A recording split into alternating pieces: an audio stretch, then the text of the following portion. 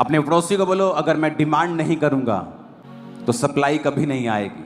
आप जानते हैं, बड़ी कंपनी को जब आप ऑर्डर देते हैं कि मुझे इस हॉल के लिए 1000 पंखे चाहिए, वो कभी भी आपकी डिमांड को सीरियसली नहीं लेती है जब तक आप उसे एक चेक नहीं भेजते कि ये लीजिए 5 लाख का चेक, मुझे आपका पंखा पसंद है, आपका कूलर पसंद है, तो मुझे आपके कूलर चाहिए 1000।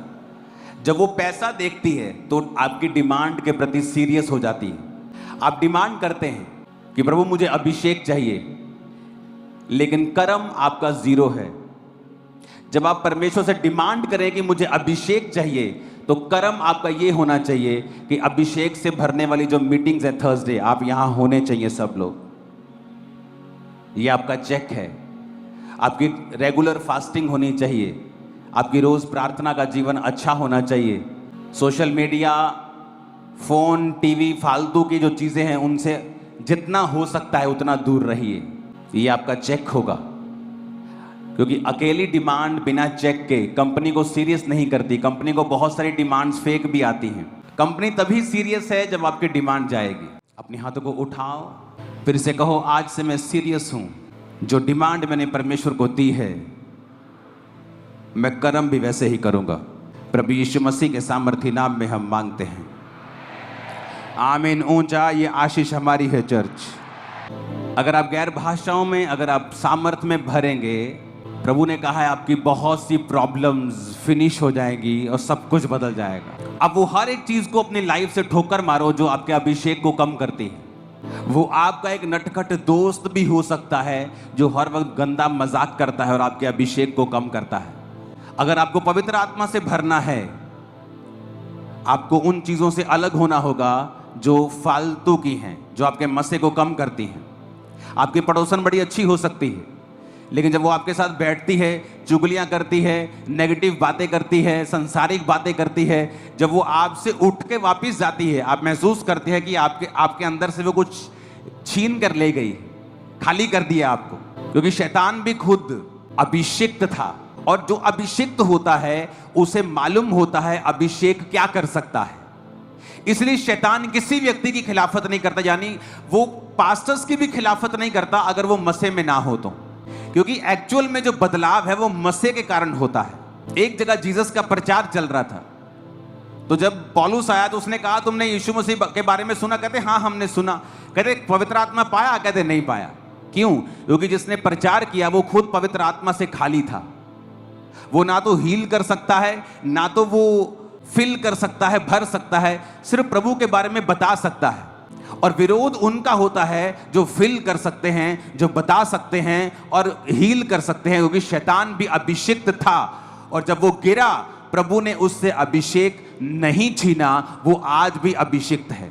इसलिए आज भी जब संसारिक और शैतानी गाने लगाए जाते हैं, आज भी मसा उतरता, लोगों का डांस करने का दिल करता है, क्योंकि वो अभिषेक है जो शैतान को दिया गया है।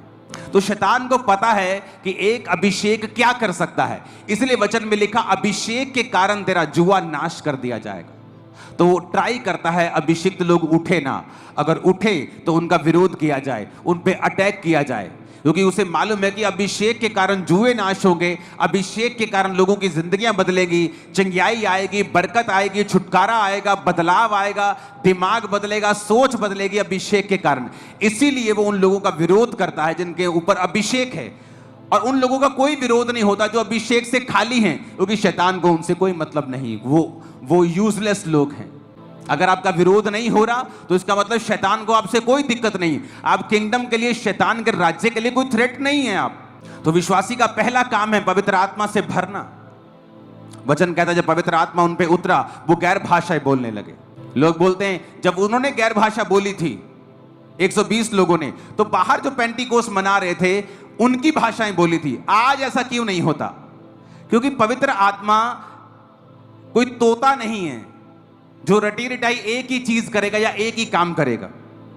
एक चर्च में, मैं आपको बताता हूं पवित्र आत्मा की गैर भाषा किस लिए होती है। एक चर्च लगी हुई थी और एक बंदा चर्च में अटैक करने के लिए पास्टर के ऊपर आया, और वो पब्लिक में बैठा हुआ था और वेट कर रहा था कि जब वो उठ के खड़े होंगे, प्रार्थना करेंगे तो मैं जाऊंगा आगे। तो पास्टर ने कहा उठ जाओ, खड़े होकर प्रार्थना करेंगे। वो सब खड़े होकर प्रार्थना करने लगे और जब खड़े होकर प्रार्थना करने लगे, एक औरत के ऊपर पवित्र आत्मा उतरा और वो गैर भाषा बोलने लगी। और वो जो आतंकवादी था वो हिंदी समझता था, लेकिन था वो यहाँ का नहीं, वो दूर किसी और देश का था और उसकी अपनी एक भाषा थी।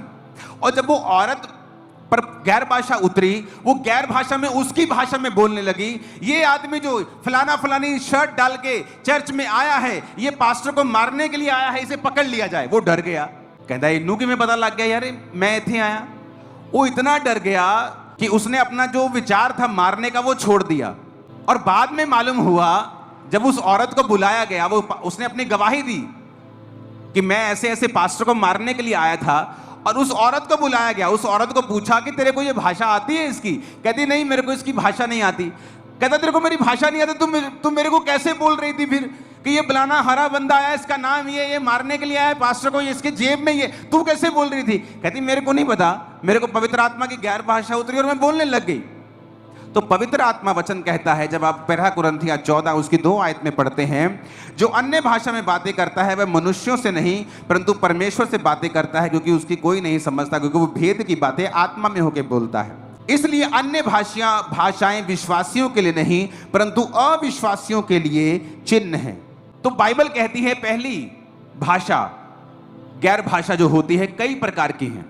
जैसे एक भाषा आप बोलते हैं जिस तरह पेंटिकोस्ट के दिन बोली गई थी, और वो कह रहे थे कि ये कैसे मेरी भाषा बोल रहे, अरे हिंदी बोल रहे और पंजाबी बोल रहे और भोजपुरी बोल रहे। जब पास जाकर देखा ना तो वो भोजपुरी है, ना वो हिंदी है, ना वो पंजाबी है।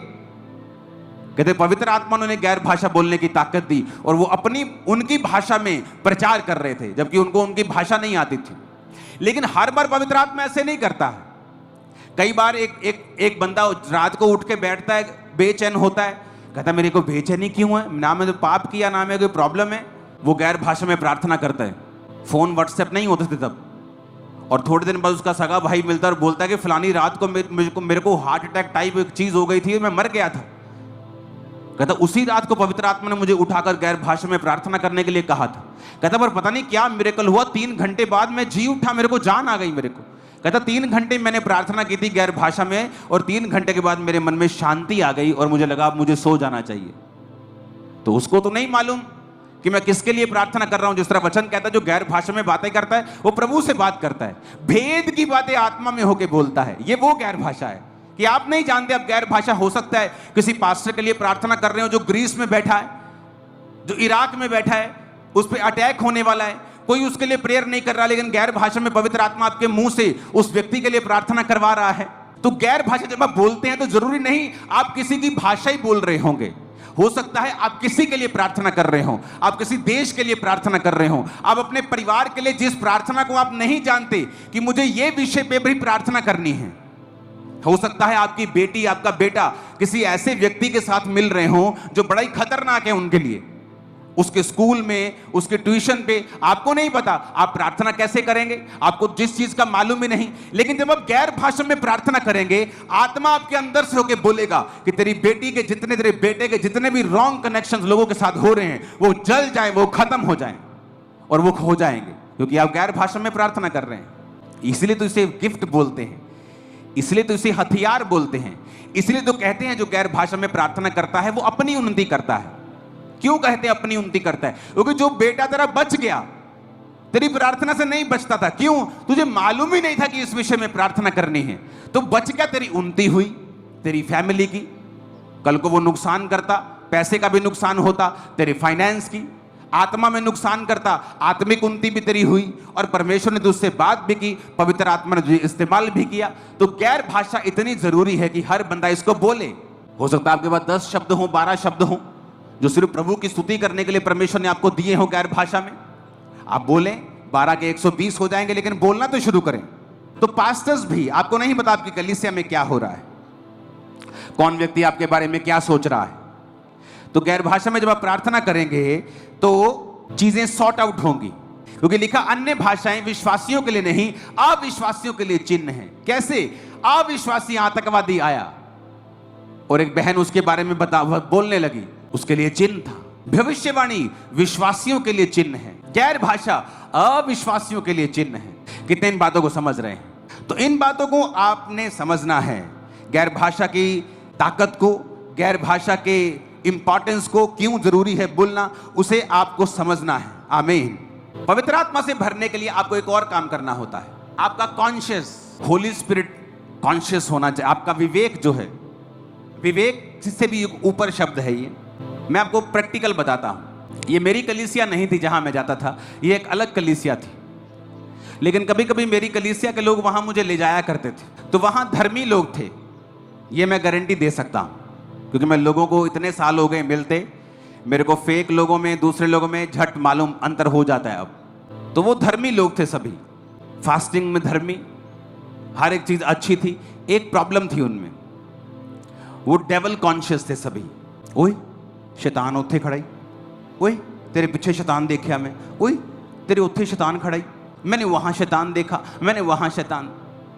डेवल कॉन्शियस, फलानी चीज में शैतान है, फलानी कोल्ड ड्रिंक में शैतान है, फलाने बर्गर में शैतान है, फलाने न्यूडल में शैतान है। ये अच्छे लोग होते हैं, पर डेवल कॉन्शियस, हर चीज में डेवल को ढूंढना।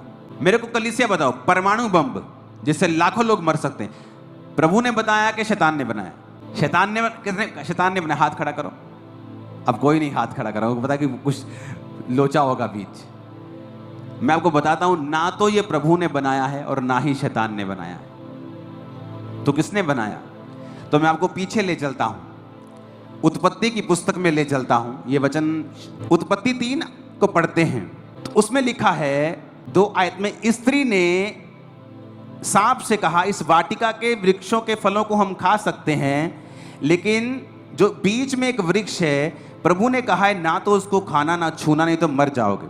सांप ने औरत से कहा, तुम निश्चय ना मरोगे, प्रभु जानता है जिस दिन तुम उसका फल खाओगे उस दिन तुम्हारी आंखें खुल जाएंगी, तुम भले बुरे का ज्ञान पाकर प्रभु के तुल्य हो जाओगे। कहता है तुम ये फल जब खाओगे तुम्हारी आंखें खुल जाएंगी भले और बुरे के लिए। तो कहता मनुष्य को ताकत मिल जाएगी, उसकी आंखें भले के लिए भी खुल जाएंगी, बुरे के लिए भी खुल जाएंगी। कहता तू परमेश्वर के समान हो जाएगा। शैतान कभी भी ऐसा झूठ नहीं बोलता कि आपको लगे चले क्या बकवास कर रहा है तू, ऐसा लॉजिक देता है जो सच लगे। तो उसने लॉजिक क्या दिया कि ये इसलिए प्रभु ने कहा है कि तुम उसके समान ना हो जाओ। तो हवा भूल गई, अरे बेवकूफ, तू तो पहले ही उसके समान बनी है, तू तो पहले ही प्रभु की समानता में बनाई गई है, तो समान क्या हो, तू तो पहले ही समान है। लेकिन जब हवा को फल वो देखने में मन भाव लगा तो उसने खाया। तो मनुष्य की आंखें भले के लिए भी खुल गई, बुरे के लिए भी खुल गई। मनुष्य आज कैंसर की दवाई बनाकर लोगों को ठीक भी कर रहा है, और मनुष्य आज परमाणु बम बनाकर लोगों का नाश भी कर रहा है। मनुष्य आज जहाज बनाकर आपके 3 दिन के सफर को 1 घंटे में पूरा कर रहा है, भला कर रहा है। मनुष्य आज लड़ने वाला जहाज बनाकर आपको खत्म भी कर रहा है। तो भला भी कर रहा है और बुरा भी कर रहा है। तो हर चीज शैतान की ओर से नहीं होती, क्योंकि मनुष्य को ये दिया गया है भला करने के लिए, बुरा करने के लिए उसकी आईज ओपन कर दी गई। आज से 30 साल पहले टीबी का इलाज नहीं था, टीबी हो गई मौत हो गई। आज टीबी का इलाज है मनुष्य की आंखें, क्योंकि भला करने के लिए प्रभु ने खोली हुई हैं, और बुरा भी कर सकता है। केमिकल वेपन बना दिया, बुरा कर दिया। तो मनुष्य की आंखें खुली हैं भले के लिए, बुरे के लिए। तो शैतान का इसमें कोई रोल नहीं।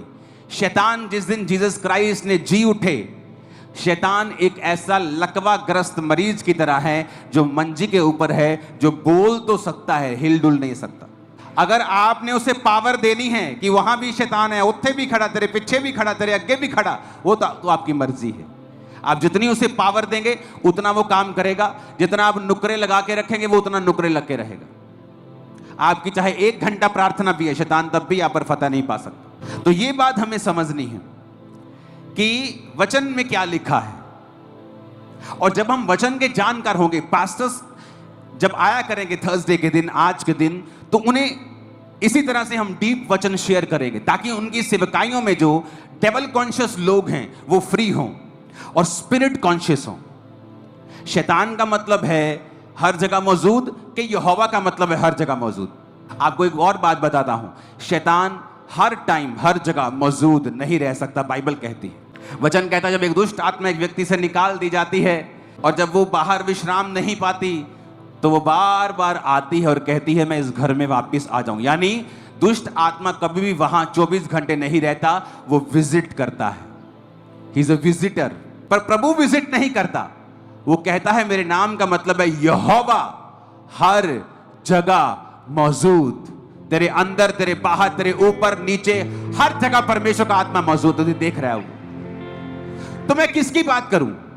प्रभु की बात करूं कि शैतान की बात करूं जो कभी कभी विजिट करता है? अगर आप शैतान की बात ज्यादा करेंगे, उसे ग्लोरीफाई करेंगे, शैतान ने आ कर देता, मेरी बुआ ने 40 साल हो गए मेरे तो टूना कर देता, मेरे अंदर शैतान है, मेरे अंदर दुष्ट आत्मा है। आप कभी भी फ्री नहीं हो सकते जब तक आप ये कॉन्शियस नहीं रखेंगे, आपके दिल दिमाग में जब तक ये बात नहीं उतरेगी कि यहोवा हर जगह मौजूद है, वो मेरे अंदर है। अगर प्रभु मेरे अंदर है, शैतान मेरे अंदर नहीं रह सकता। शैतान भाग जाए, यीशु मसीह के नाम में भाग जाएगा वो।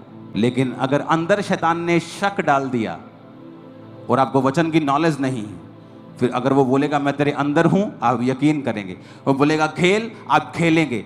जबकि एक विश्वासी जिस दिन परमेश्वर को ग्रहण करके वचन समझता है, अपनी खेल को खुद बंद कर सकता है, बोल कर कि शैतान आज से ये शरीर तेरा नहीं मेरे खुदा का है, कभी नहीं खेलूंगी, आज से खुदा की महिमा करूंगी। उसी दिन खेल बंद हो जाएगी। मेरे से प्रेयर करवाने की जरूरत नहीं पड़ेगी आपको। और पास्टर्स जो मौजूद हैं वो भी अपनी कलीसियाओं को बताएं कि वो सेल्फ सफिशिएंट हों, खुद प्रार्थना करें, खुद शैतान को डांटें, सुसमाचार में आपके लिए काम करें, ना कि सिर्फ डिलीवरेंस लेने के लिए ही आपके पास आते रहें और आपका दिमाग और टाइम सब कुछ खराब करते रहें। क्योंकि घर जाके आप क्या बोलते हैं, जो आप बोलते हैं वही आपके साथ होता है। तो पवित्र आत्मा से भरें, हर चीज के लिए शैतान को दोष देना बंद कर दें, क्योंकि प्रभु ने इंसान की आंखें भले के लिए और बुरे के लिए दोनों के लिए खोल रखी। वो अच्छी दवाइयां बना रहा है जिससे मनुष्य जाति का बचाव हो रहा है, क्योंकि भले के लिए आंखें खोली हैं। और बुरी दवाइयां भी बनती हैं जो आपकी किडनीज को, आपके लीवर को खराब करती हैं, क्योंकि उसकी आंखें बुरे के लिए भी खुली हैं। तो शैतान का इसमें रोल नहीं है। हालेलुया।